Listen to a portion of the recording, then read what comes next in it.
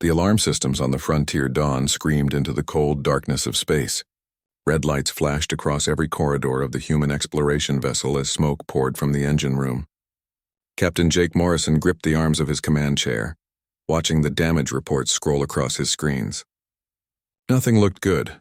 Engine 3 is completely dead, Danny Hughes called out from his engineering station. His fingers flew across the controls, trying to save what was left of their propulsion system. Engine 4 is failing fast. We've got maybe 10 minutes before we're completely dead in the water. Jake nodded, keeping his voice calm even though his heart was racing. Send out the distress beacon. All frequencies. Someone out here has to hear us.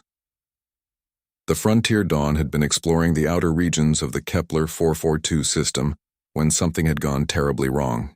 They were 3 months from the nearest human outpost, drifting in a part of space that Earth had only recently started mapping.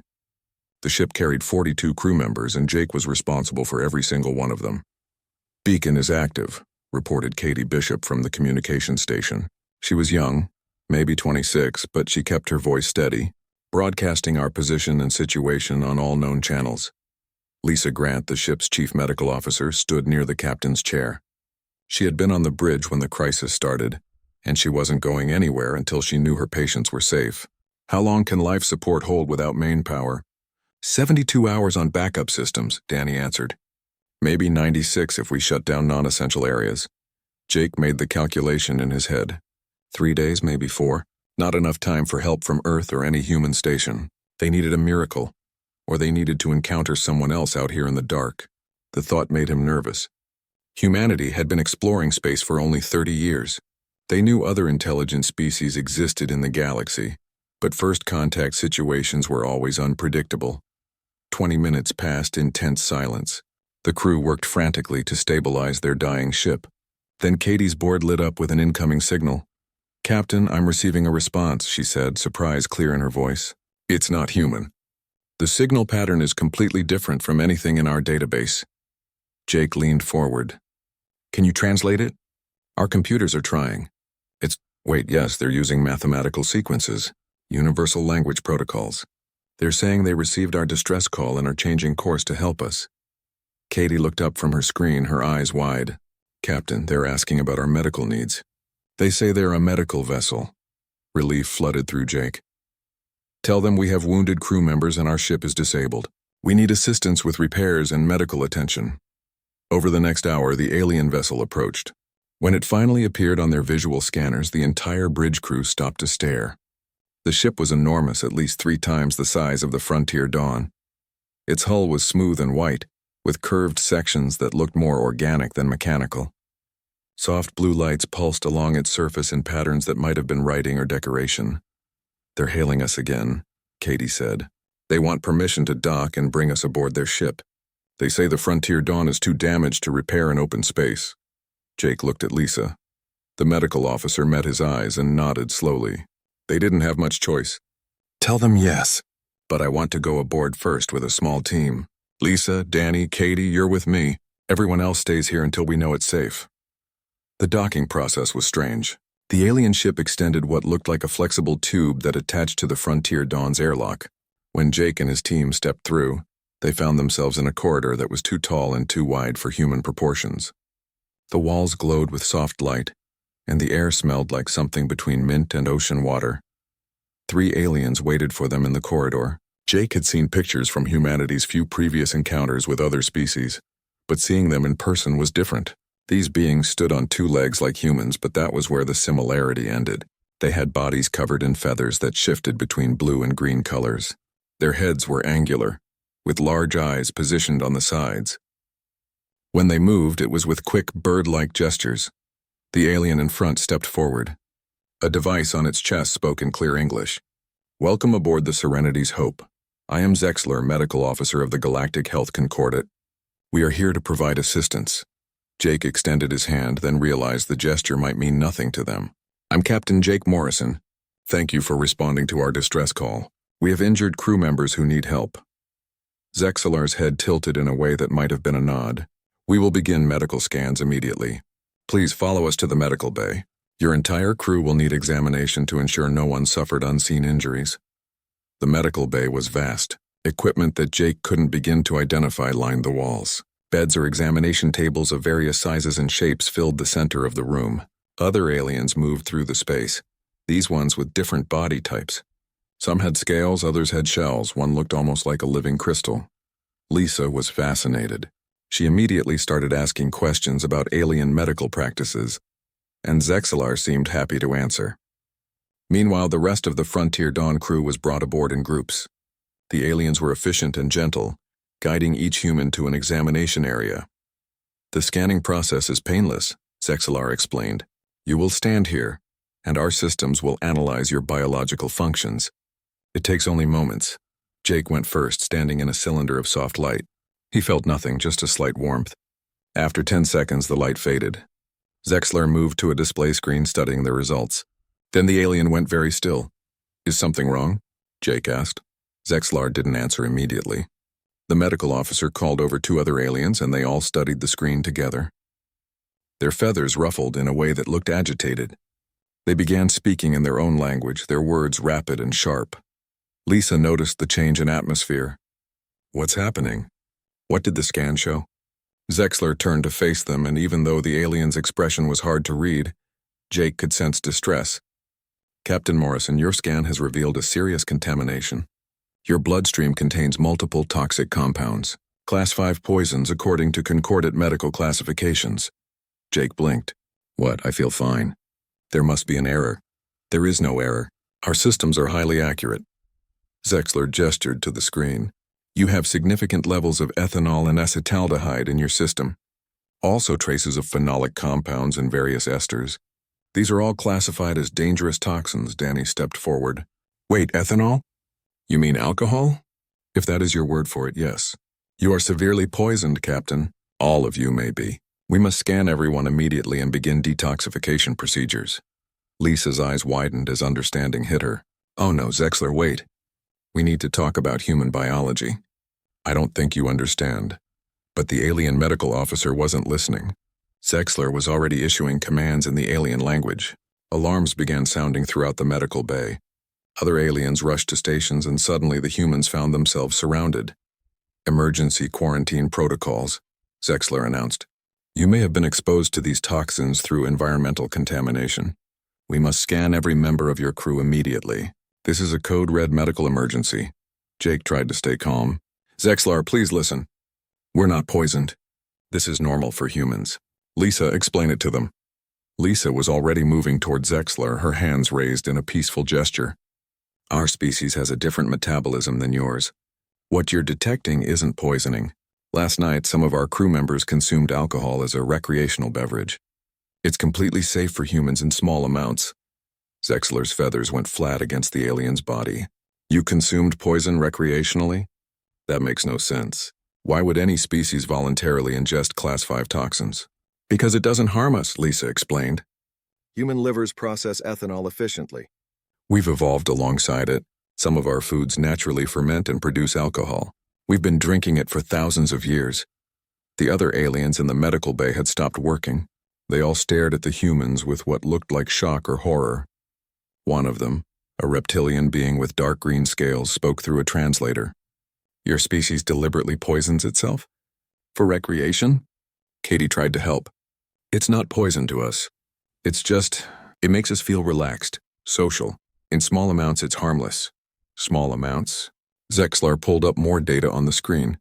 The levels in Captain Morrison's blood would kill most species in the Concordat within minutes. Your small amounts are lethal doses. Jake was starting to understand the scope of the misunderstanding. These aliens genuinely believed humanity was in immediate danger. They were trying to save lives, not understanding that human biology was simply different. Please, Jake said firmly, scan the rest of my crew. You'll see that everyone is healthy. We're not dying. This is just how humans are built. Over the next hour, every member of the Frontier Dawn crew was scanned, and every single scan showed the same results. Trace amounts of ethanol and related compounds in everyone's bloodstream. Some had. The quarantine area aboard the Serenity's Hope was comfortable, at least. The aliens had given the human crew an entire section of the ship, with rooms that adjusted to human proportions and gravity that matched Earth standard. But comfortable or not, it was still a prison. Armed guards stood at every exit and force fields shimmered across the doorways. Danny Hughes sat in what the aliens called a recreation space, tinkering with a broken data pad. He'd been trying to fix it for 3 hours, mostly because he needed something to do besides worry. Across the room, Katie Bishop was attempting to teach 2 of the younger crew members a card game, though nobody's heart was really in it. The door opened, and Commander Velthar entered. The insectoid alien was the chief of security for the Serenity's Hope, and every human had learned to recognize the clicking sound of his 6 legs on the floor. His body was covered in dark purple chitin that reflected the light, and his multiple eyes could look in different directions at once. It was unsettling. "I require Dr. Grant and Captain Morrison," Velthar announced through his translator. Immediately, Jake and Lisa had been talking quietly in the corner. They stood up and followed the commander out of the quarantine area. They walked through corridors filled with aliens of different species, all of whom stopped to stare at the humans. Word had spread fast. The poison species, the beings who carried toxins in their blood. They were brought to a large chamber that looked like a meeting room. Zexler was there, along with several other aliens that Jake didn't recognize. One was a tall being that seemed to be made of flowing liquid, held in a transparent membrane. Another had crystalline structures growing from its body that chimed softly when it moved. "Please sit," Zexler said, gesturing to chairs that had been adjusted for human size. Jake and Lisa sat. The tension in the room was thick enough to cut with a knife. Zexler began speaking, choosing words carefully. "We have completed our analysis of your biology. The results are troubling. Every member of your crew carries what we classify as Class 5 toxins. But you all show no signs of poisoning. Your organs function normally. Your cellular structure is healthy." "This should not be possible." Lisa leaned forward. "I've been trying to explain this. Human beings evolved to process alcohol. Our bodies produce enzymes specifically designed to break down ethanol. It's part of our natural metabolism." The crystalline alien chimed, and its translator spoke. "We have species in the concordate that can process various compounds, but nothing on the level of Class 5 toxins. These substances cause cellular death in most known biology." "Not in human biology," Lisa insisted. "Look, our ancestors ate fruit. When fruit ripens and falls to the ground, it ferments. It produces alcohol naturally. Early humans consumed this fermented fruit and survived. Over millions of years, we developed the ability to process ethanol efficiently. It's evolution." Velthar's mandibles clicked together. "You are saying your entire species evolved to consume poison?" "We evolved to consume something that happens to be poisonous to you," Jake corrected. "From our perspective, it's not poison at all. It's just alcohol." Zexler pulled up a holographic display. It showed the molecular structure of ethanol, along with data in alien script. "We have been researching your explanation. We contacted the Concordate Biological Archives. There are 3 species in galactic history that developed limited tolerance to what you call alcohol, but their tolerance was perhaps 1/10 of what your scans show, and none of them consumed it recreationally." "Well, humans do." Danny's voice came from the doorway. He walked in without permission, and the guards started forward, but Velthar waved them back. "Sorry to crash the party, but I couldn't help overhearing. You want to know about human drinking? I can tell you all about it." Jake started to tell Danny to go back to quarantine, but Lisa put a hand on his arm. "Maybe hearing it from an average crew member instead of the officers would help." Danny grinned at the aliens. "See, here's the thing. Humans don't just drink alcohol because our bodies can handle it. We drink it because it's fun. A beer after a long day of work? That's relaxation. A glass of wine with dinner? That's culture. A shot of whiskey with your friends? That's celebration." The liquid alien rippled in what might have been confusion. "You celebrate by poisoning yourself?" "We celebrate by enjoying a beverage that makes us feel good," Danny corrected. "It's social. It's traditional. Humans have been making alcoholic drinks for over 10,000 years. We have hundreds of different types. Beer, wine, whiskey, vodka, rum, tequila. Different cultures invented different drinks. It's part of who we are." Zexlar's feathers ruffled. "This is deeply disturbing." "You build your culture around consuming toxins?" Lisa jumped in. "No more disturbing than some of your cultures, I'm sure. I've been reading the medical data you provided about concordate species. The Vrelians require an atmosphere that would suffocate us in minutes. The Korthax eat rocks that contain minerals that would destroy our kidneys. The Zephians live in temperatures that would freeze us solid. Every species has adapted to their environment. Ours just happens to include the occasional alcoholic beverage. The meeting continued for another hour. The aliens asked detailed questions about human biology, culture, and drinking habits. They seemed particularly shocked when Lisa explained that some humans could drink significantly more than others without showing effects. Tolerance varies by individual, Lisa explained. Some people can drink 3 or 4 beers and barely feel it. Others have 1 glass of wine and they're drunk. Drunk? The crystalline alien asked. Intoxicated. When alcohol affects your brain function, it makes you relaxed, lowers your inhibitions, sometimes makes you silly or emotional. In high doses, it impairs judgment and motor control. Velthar leaned forward, all of his eyes focusing on Lisa. You are saying that humans deliberately consume a substance that impairs their brain function? For recreation? Yes, Lisa said simply. The aliens exchanged looks that might have been disbelief or horror. It was hard to tell with such different facial structures. This explains much, Zexlar said quietly. When we first scanned you, we found trace amounts of ethanol. We assumed environmental contamination, but then we found it in everyone. And the levels varied between individuals. Now we understand. Some of your crew had been drinking more recently than others. Jake nodded. That's right. I had a bourbon in my quarters 2 nights before the engine failure. Danny here probably had a beer yesterday. Some crew members don't drink at all, so their levels would be lower or non-existent. Wait, Velthar said suddenly. You store this poison on your ship? Deliberately? It's not poison to us, Jake said again, getting frustrated with the terminology. But yes, we have a small supply of various alcoholic beverages in the ship's storage. For crew morale and recreation. The security commander stood up abruptly.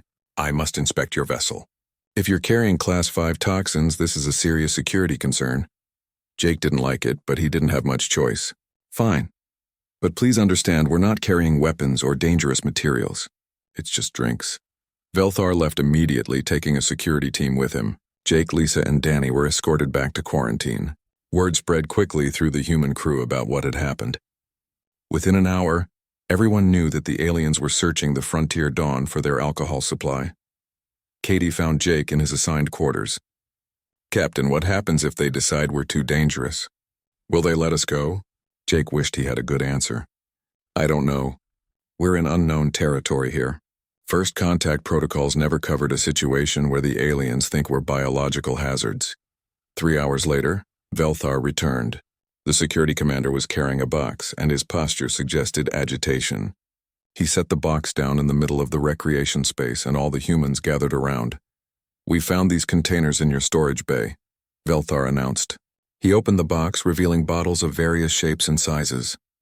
Whiskey, vodka, wine, beer, even a bottle of tequila that belonged to Ryan Foster, the ship's cook. Ryan stepped forward. Hey, that's mine. That's a 20-year-old single malt. Please be careful with it. Velthar's translator crackled with what might have been indignation. You are concerned about the container? This bottle holds enough poison to kill 300 Varelians.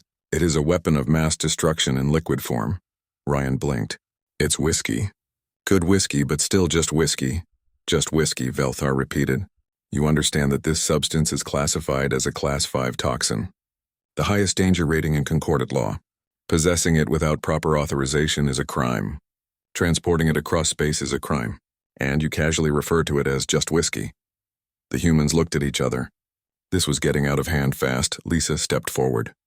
Commander, with all respect, your classifications don't account for human biology. To us, these are beverages. Legal, regulated, and safe when consumed responsibly. Safe? Velthar gestured at the bottles. We tested the contents. The concentration of ethanol in some of these containers exceeds 40%. That is a deadly poison in liquid form. That's bourbon, Danny said helpfully. Usually around 40 to 50% alcohol by volume. It's strong, but lots of humans drink it.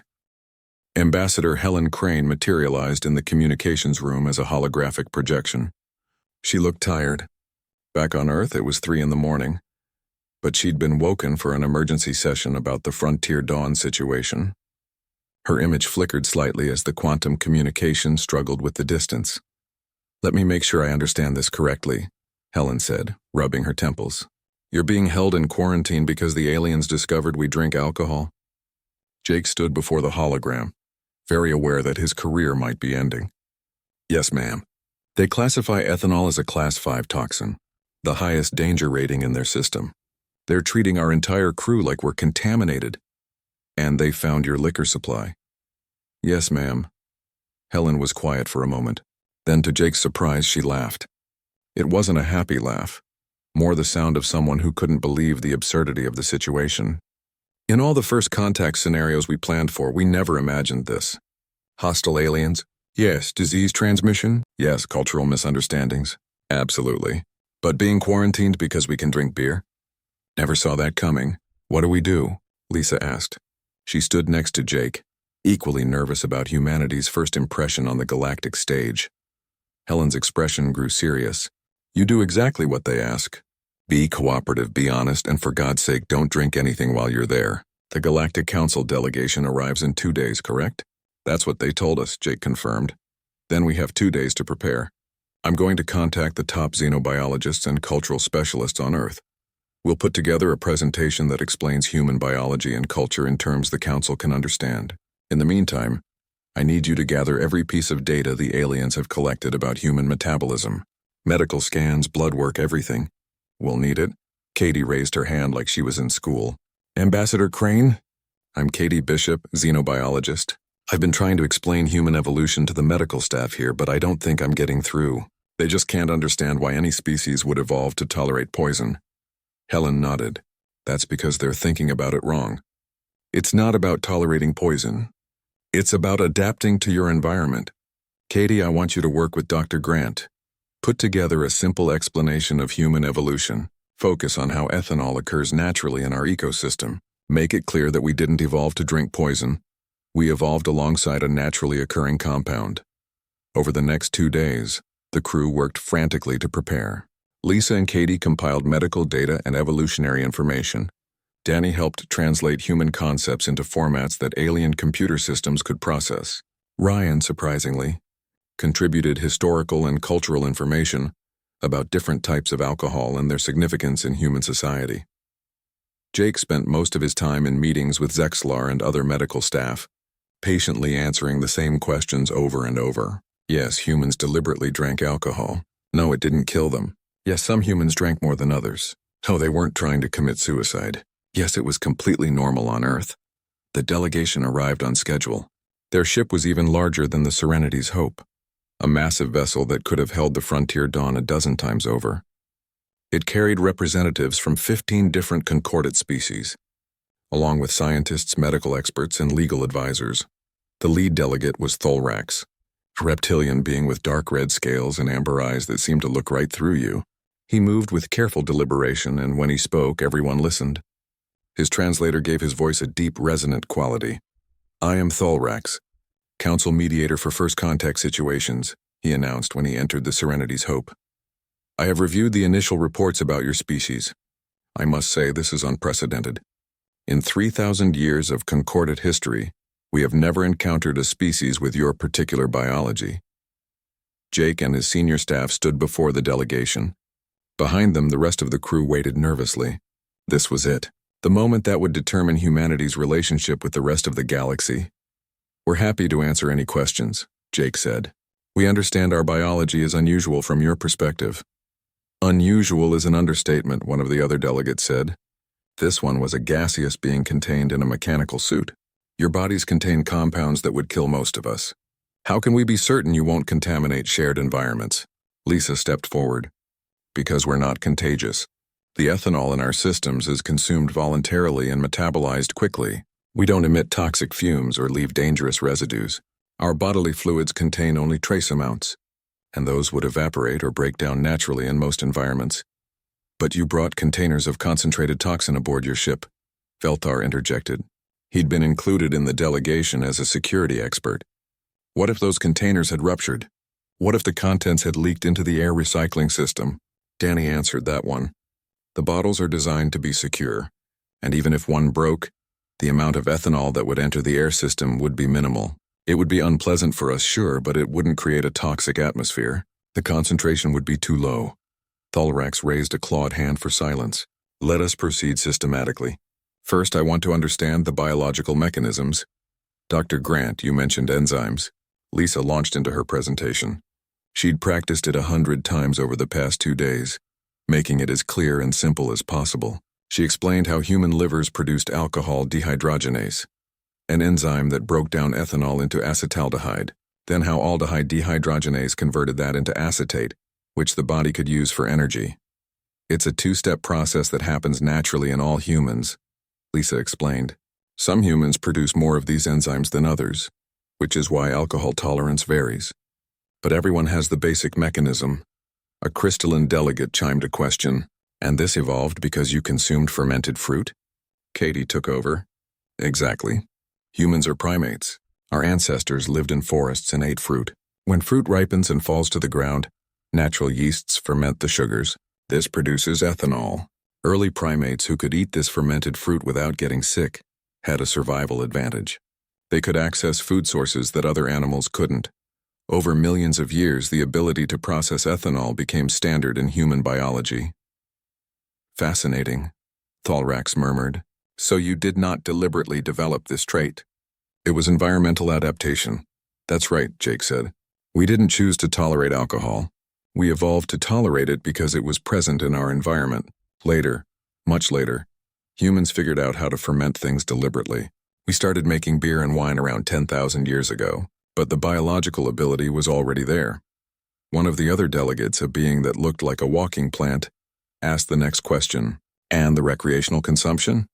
When did that begin? Ryan stepped forward. He'd asked to be part of this presentation, and Jake had agreed. The short answer is we don't really know. Archaeological evidence suggests humans have been making and drinking alcohol for at least 10,000 years, probably longer. Every human culture we know of developed some form of alcoholic beverage independently. Why? The plant being asked. If it is not necessary for nutrition, why consume it? Ryan smiled. Because it feels good. Alcohol in small amounts makes humans relaxed. It reduces anxiety and inhibitions. It helps people socialize. In many cultures, sharing a drink is a sign of friendship and trust. It's part of celebrations, religious ceremonies, and social bonding. You form social bonds by consuming poison together, Felthar asked, incredulous. We form social bonds by sharing an experience together, Ryan corrected. The alcohol is just part of it. Sitting down with friends, having a beer, talking about your day, that's connection. Having wine with dinner with your family, that's tradition. Toasting with champagne at a wedding, that's celebration. The alcohol itself isn't the point. It's the ritual around it. Thalrax was quiet, processing this information. Finally, he spoke. I am beginning to understand. The substance itself is not the goal. It is a social tool. Exactly, Helen's hologram said. She'd been silent until now, letting the crew explain. Every species in the Concordat probably has their own social bonding rituals. Things that seem strange to outsiders but are perfectly normal to them. For humans, one of those rituals involves alcohol. Not because we're trying to poison ourselves, but because it's part of our culture. Another delegate, a small being with multiple tentacles, asked a practical question. What about the dangers? You mentioned impaired judgment. What if a human becomes intoxicated in a critical situation? Lisa nodded. That's a valid concern. On Earth, we have laws and regulations about alcohol consumption. You can't operate vehicles while intoxicated. You can't perform surgery or pilot aircraft. We have age restrictions, limits on when and where you can drink, and severe penalties for drinking irresponsibly. We also have a culture of designated drivers, Danny added. If a group goes out drinking, one person stays sober to ensure everyone gets home safely. We're not stupid about it. We know alcohol can be dangerous if misused, but you still consume it, Velthar said. Dr. Greg Palmer arrived at the Serenity's Hope 3 weeks after the delegation's decision. He was a biochemist from Earth, specifically chosen for his expertise in human metabolism and toxicology. He stepped off the transport shuttle with 3 cases of equipment and a grin that suggested he thought this was the most exciting assignment of his career. Captain Morrison, Greg said, shaking Jake's hand enthusiastically. Thank you for requesting me specifically. When I heard about this situation, I couldn't believe it. The aliens think alcohol is poison? This is going to be fascinating research. Jake managed to smile. The past 3 weeks had been exhausting. The crew was still in a modified quarantine. though the conditions had improved. They could move around the ship more freely, but they were still being monitored constantly. I'm glad you're excited. The rest of us are just trying to prove we're not biological hazards. Greg was introduced to the alien research team. Leading the team was Silreen, an aquatic being who moved through the corridors in a mobile water tank. Her species came from a high-pressure ocean world, and she breathed through gills that filtered dissolved oxygen from her tank. She spoke through a translator mounted on the tank's exterior. Dr. Palmer, welcome. I have read your published research on human liver function. It is impressive work. Silreen's voice had a bubbling quality even through the translator. I am eager to understand how your species processes compounds that would cause immediate cellular death in mine. And I'm eager to help you understand, Greg replied. Where do we start? The research began with baseline measurements. The alien scientists wanted to understand normal human metabolism before they tested anything unusual. Every member of the Frontier Dawn crew volunteered to participate. They gave blood samples, submitted to brain scans, and allowed the aliens to monitor their vital signs constantly. Claire Donovan, one of the ship's test pilots, became the primary test subject for the more intensive studies. She was 29 in excellent physical condition, and she had a personality that didn't mind being poked and prodded by curious aliens. So what you're saying, Claire said, lying on an examination table while sensors covered her body, is that you want to watch what happens when I drink? Silreen bobbed in her tank. Precisely. We want to observe the metabolic process in real time. We will monitor your blood chemistry, brain activity, liver function, and overall physiological response. Okay, but I should warn you, Claire said with a grin. I'm Irish American. My tolerance is pretty high. Greg pulled out a bottle from his equipment case. We'll start small. This is beer. About 5% alcohol by volume. Very standard. The aliens in the research bay all moved back slightly as if the bottle might explode. Velthar, who had insisted on being present for security reasons, had his hand near his weapon. It's just beer, Claire said, taking the bottle. You guys really need to relax. She opened the bottle and took a long drink. The aliens watched intently, their various eyes, sensors, and visual organs all focused on her. The monitoring equipment hummed and beeped, recording every change in her biology. Oh, that's good, Claire said, wiping her mouth. Nothing like Earth beer, but not bad. Where'd you get this? Had it shipped from Earth specifically for this research, Greg explained. He was watching his own monitors, tracking Claire's blood alcohol content. Okay, I'm seeing the ethanol entering your bloodstream now. It's spreading quickly to all major organs. Zexlar, who had become something of a friend to the humans over the past weeks, watched the displays with fascination. Her blood ethanol level is rising rapidly. In any concordate species, this would trigger immediate distress responses, but her vital signs remain stable. Better than stable, Silreen observed. Her heart rate has actually decreased slightly. She appears to be relaxing. Claire finished half the bottle and set it down. Yeah, that's what beer does. Helps you unwind after a long day. How are my numbers looking? Greg checked his data. Blood alcohol content is at 0.03%. You're technically impaired by Earth legal standards, but only barely. How do you feel? Good, relaxed, maybe a little buzzed, but nothing major. Want me to do any coordination tests? For the next hour, they ran Claire through a series of tests. She walked in straight lines, caught thrown objects, solved simple math problems, and answered questions about her cognitive state. Her performance was slightly reduced compared to her sober baseline, but not dramatically. This is remarkable, one of the other alien scientists said. This one was a floating crystalline being that communicated through light pulses. The toxin is definitely affecting her neural pathways. We can see reduced activity in her prefrontal cortex, but she maintains basic function. She is not incapacitated. That's kind of the point, Danny said. He'd been watching from the side of the research bay. Alcohol impairs you a little, but unless you drink a lot, you can still function. That's why humans can have a beer with dinner and be fine. Over the next few days, they conducted more tests. They tried different types of alcohol at different concentrations. Wine, whiskey, vodka, even tequila. They tested how quickly humans metabolized alcohol, how tolerance varied between individuals, and how food consumption affected absorption rates. Claire remained the primary test subject, though other crew members participated too. Ryan, the cook, volunteered to demonstrate how someone with high tolerance functioned. He drank 3 beers in an hour and barely showed any impairment on the cognitive tests. How? Zexlar asked, stunned. He has consumed 3 times the amount that affected Claire significantly. Yet he shows minimal dysfunction. Greg pulled up genetic data on his screen. Ryan has a genetic variant that produces more alcohol dehydrogenase than average. He processes ethanol about 30% faster than most humans. Plus, he's been drinking regularly for years, so his body has adapted. It's called acquired tolerance. Your species can adapt to poison through repeated exposure? Silurine's tank bubbled with what might have been surprise. To some degree, yes, Lisa said. She'd been assisting with the medical aspects of the research. It's not unlimited. Drink too much for too long and you damage your liver. But moderate regular consumption does increase tolerance. The research expanded beyond alcohol.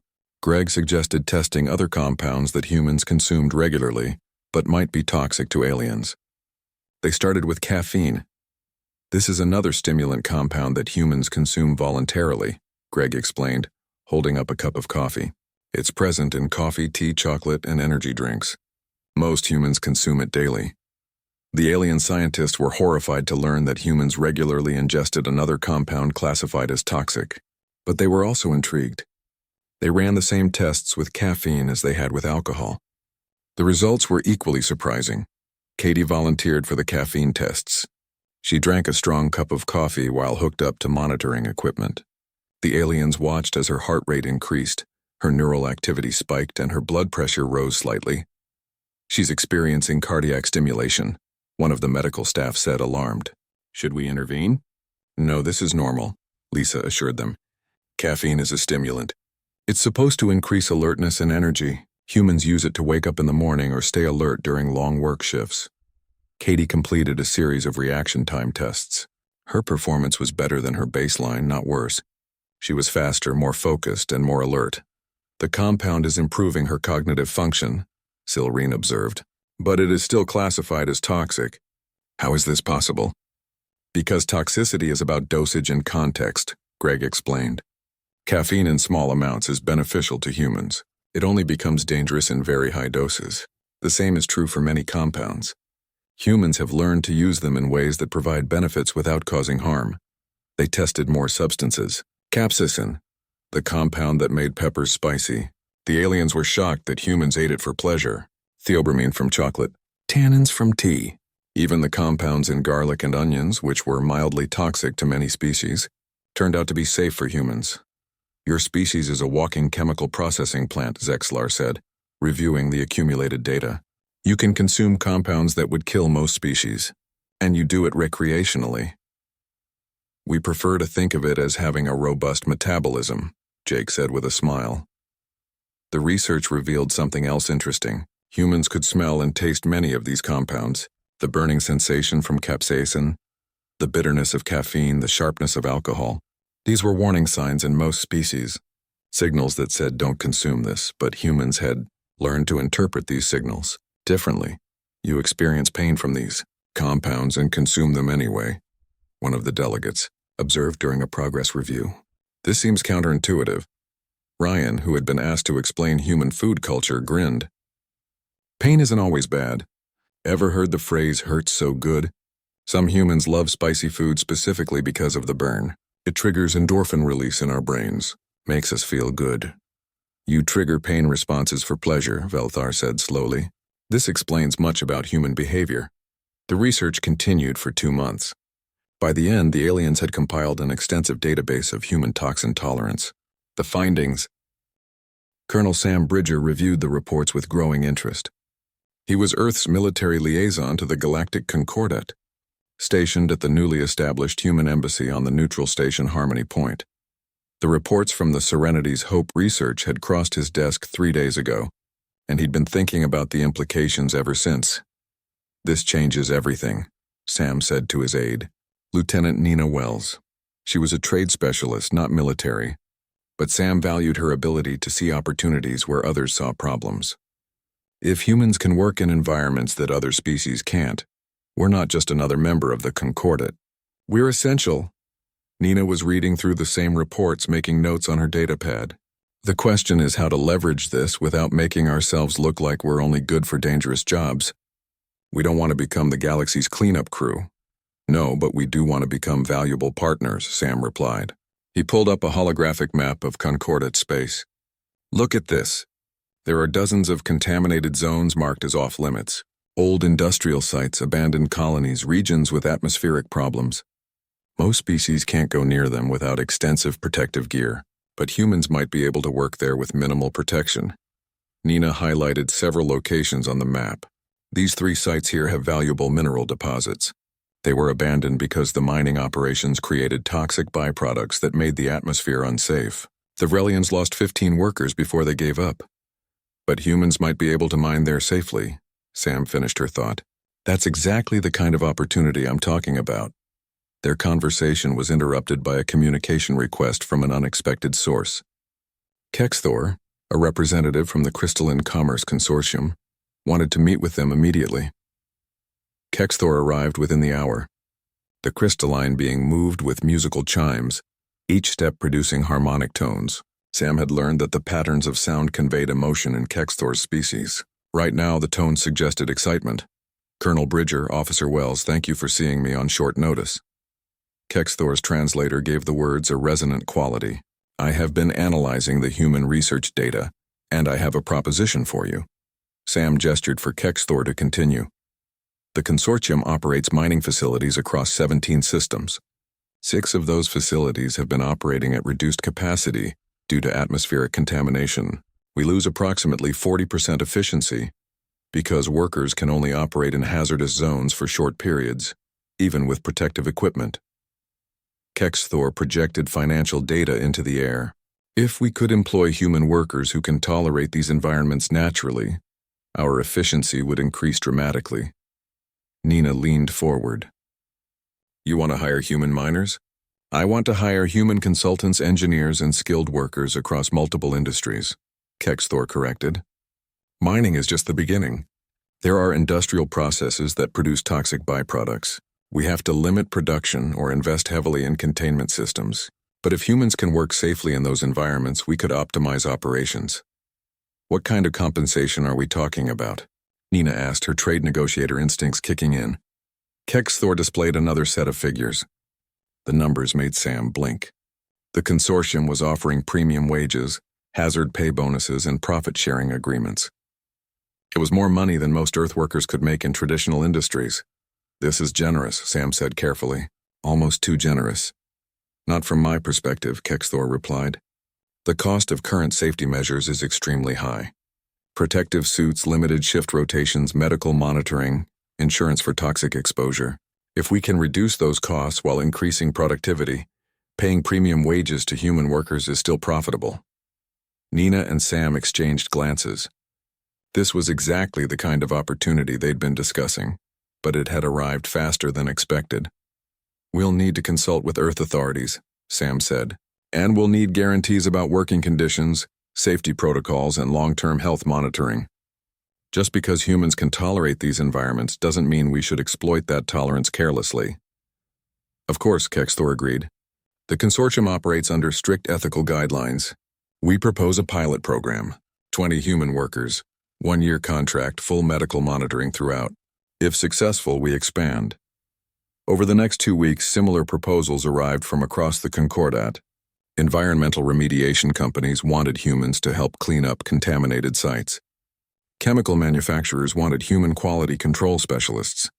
Even agricultural operations on marginal worlds wanted human consultants to help them work with toxic soil conditions. The demand was overwhelming.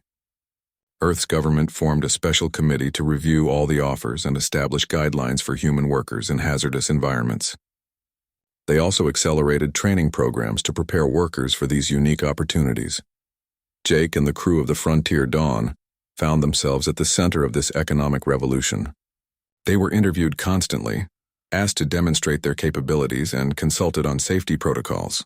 Their ship had been fully repaired and upgraded with Concordat technology, but they rarely got to use it. They were too busy being ambassadors for human resilience.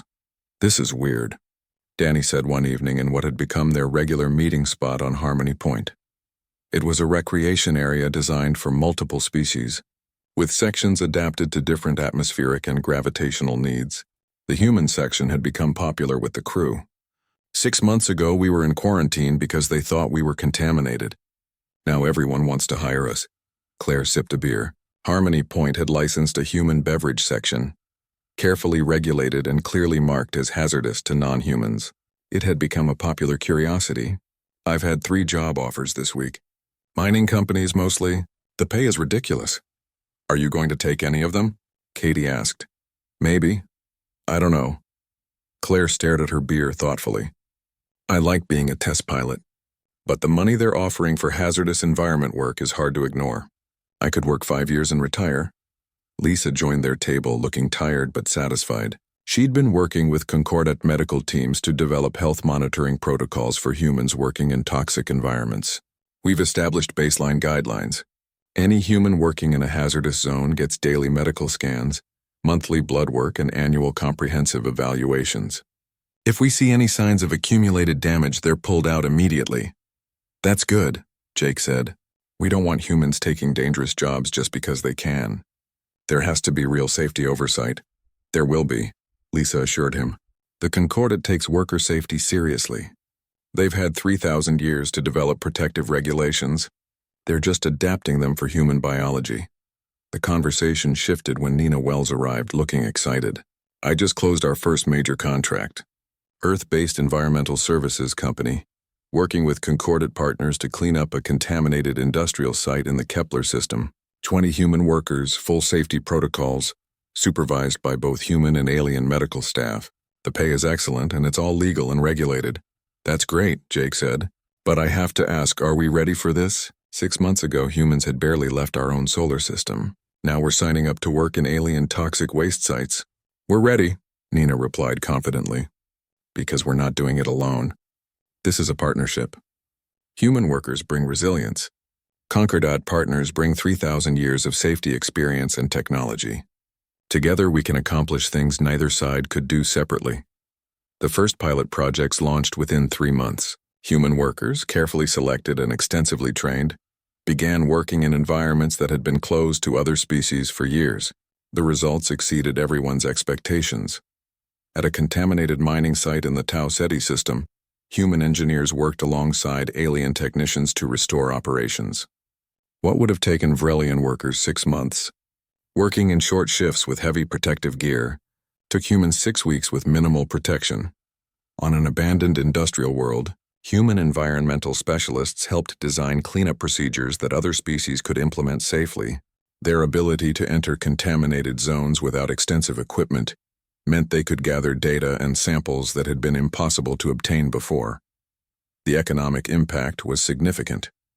Humans weren't just filling dangerous jobs. They were opening up entire industries that had been limited by safety concerns.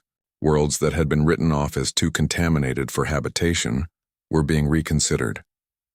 Mining operations that were barely profitable became lucrative again. But it wasn't all positive. There were concerns about exploitation. Some Earth politicians worried that humans would become a permanent underclass in galactic society, valued only for their ability to work in places too dangerous for others. Sam found himself defending the human position in council meetings. We're not being exploited, he argued during one heated session.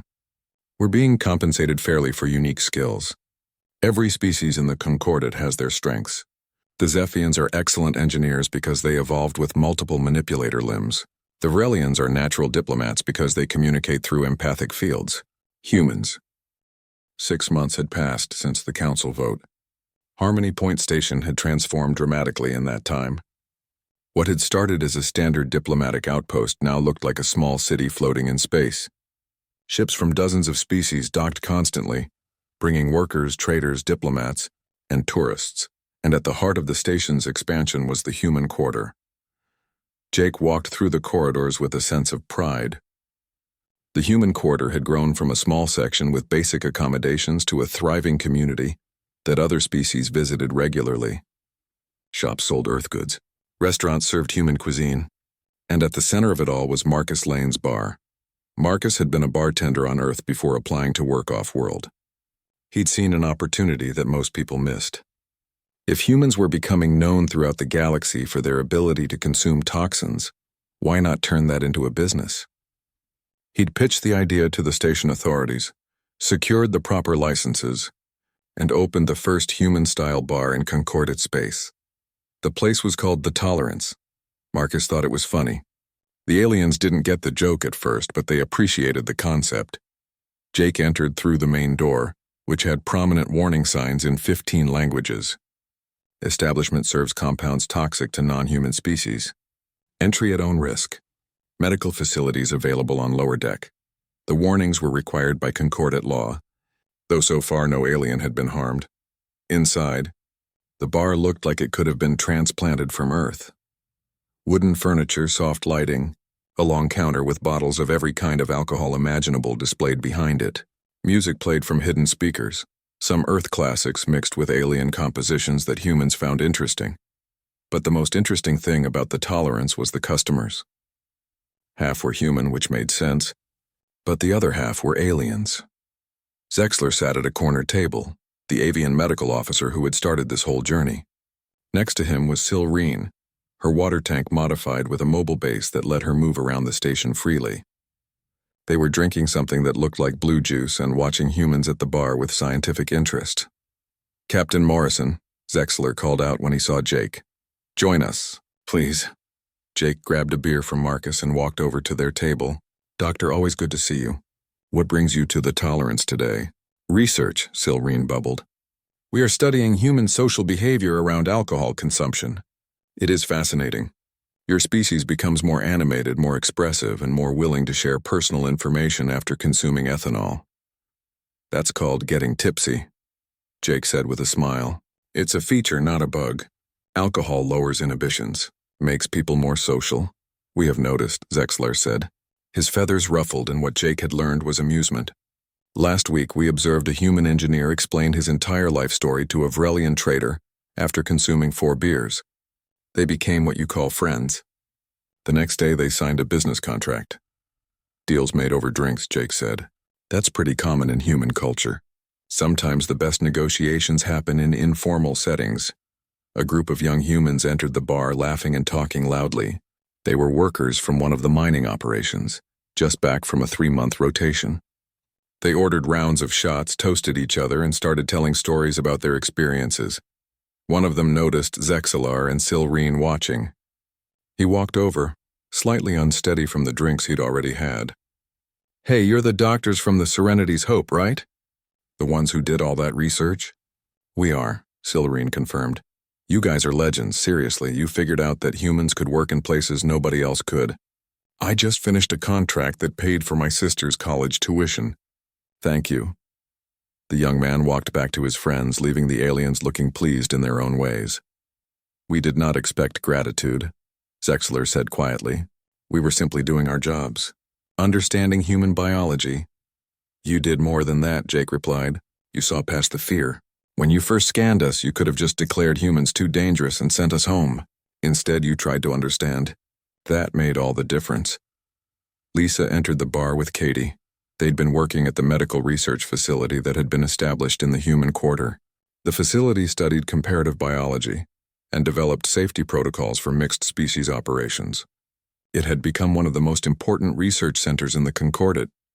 "Jake, we just got the latest health reports from all the human workers in hazardous environments," Lisa said, joining their table. "The results are excellent. No significant health impacts from the work. All baseline metrics remain stable." "That is good news," Silreen said. "We were concerned that long-term exposure might cause accumulated damage even in human biology." "So far, so good," Katie added. "We're still monitoring closely, but it looks like human tolerance is even more robust than we first thought. As long as workers follow safety protocols and get regular checkups, they're fine." The conversation was interrupted by a commotion at the bar. A Vrelian diplomat had entered, accompanied by 2 security officers. The Vrelian looked nervous but determined. Marcus approached the diplomat cautiously. "Can I help you?" "You know, this is a human beverage establishment, right? Nothing here is safe for Vrelians." "I am aware," the Vrelian said through his empathic translator, which turned his feelings into words. "I wish to observe only. My government has sent me to understand human social customs. They believe it is important for diplomatic relations." "Observing is fine," Marcus said. "But I have to warn you, some humans get pretty loud when they drink." "I have been briefed," the Vrelian assured him. "Over the next hour, The Vrelian sat quietly in a corner, watching humans drink and socialize. The diplomat took extensive notes and occasionally asked questions of anyone willing to talk. Most humans were happy to explain their culture, especially after a few drinks. Jake watched this with interest. 6 months ago, aliens had been horrified by human drinking habits. Now they were studying it as a legitimate cultural practice. The change in attitude was remarkable. Danny entered the bar with a woman Jake didn't recognize. She was human, young, maybe late 20s, with an engineer's practical clothing and a confident stride. "Captain, this is Sarah. She just arrived from Earth." Danny introduced her. "She's here to work on the new industrial complex being built in the hazardous zone of Kepler 442b. Jake shook her hand. "Welcome to Harmony Point. First time off Earth?" "First time off Earth, first time meeting aliens, first time seeing a bar in space," Sarah said with a nervous laugh. "It's a lot to take in." "You'll get used to it," Danny assured her. "Come on, I'll buy you a drink and explain how things work out here." They moved to the bar and Jake heard Danny launching into his usual orientation speech for newcomers. How to interact with different species, which areas of the station were adapted for human biology, where to get good food, and most importantly, why it was important to be respectful of the fact that humans were still relatively new to the galactic community. The door opened again, and this time it was Colonel Sam Bridger with Nina Wells and a group of Concordat officials. They were on what looked like an official tour. "And this is the Tolerance," Sam was saying. "The first human-style bar in Concordat space. It's become something of a cultural exchange hub." One of the officials, a crystalline being, chimed a question. "I understand that humans conduct business in establishments like this?" "Sometimes," Nina confirmed. "Informal social settings can facilitate better communication. People relax, let their guard down, and often find common ground more easily." "Fascinating. On my world, business is conducted in complete silence to allow for pure logical analysis. The concept of social lubrication is foreign to us." "Different cultures, different approaches," Sam said diplomatically. "That's what makes the Concordat work. We all bring different perspectives." The official tour moved through the bar and Sam paused at Jake's table. "Captain, good to see you. How's the Frontier Dawn?" "Ready for our next expedition," Jake replied. "We're heading to survey a world in the outer territories next week. High volcanic activity, toxic atmosphere, the usual." "The usual," Sam repeated with a smile. 6 months ago, that would have been a suicide mission. Now it's Tuesday. "That's progress," Jake said. Thalrax entered the bar, his reptilian form drawing attention as always. The council mediator had become a regular visitor to the human quarter, fascinated by how quickly humans had integrated into Concordat society. "Captain Morrison, I hoped I would find you here," Thalrax said. "I have news. The council has approved the establishment of 3 new human settlements in marginal environments. Worlds that were previously considered too hostile for colonization." Jake sat up straighter. "That's significant. How many people are we talking about?" "Initial settlements of 500 each with plans to expand if successful. These will be joint human Concordat colonies with humans handling the hazardous environment aspects and other species providing technology and support." "Mixed colonies," Katie said thoughtfully. "That's a big step. Humans and aliens living together permanently." "It is the natural progression," Thalrax replied. "Humans have proven they can work safely in environments others cannot. Why not live there as well?"